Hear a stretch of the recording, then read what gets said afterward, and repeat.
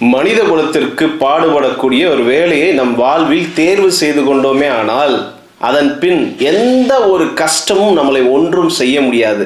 ஏனென்றால் அந்த கஷ்டங்கள் அனைத்தும் மக்களுக்காக நாம் பாடுபட்டதற்காக நம்மை வந்து சேரக்கூடிய கஷ்டங்கள்.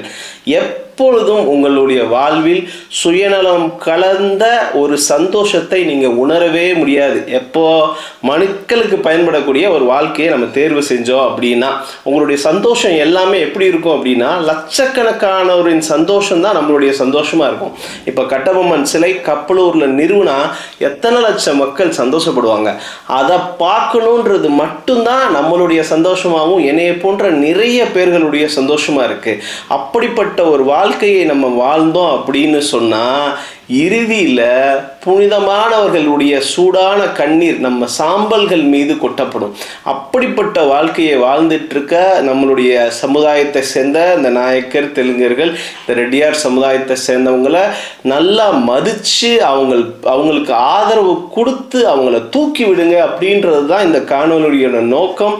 தயவு கூர்ந்து இதை நீங்கள் கன்சிடர் பண்ணுங்க.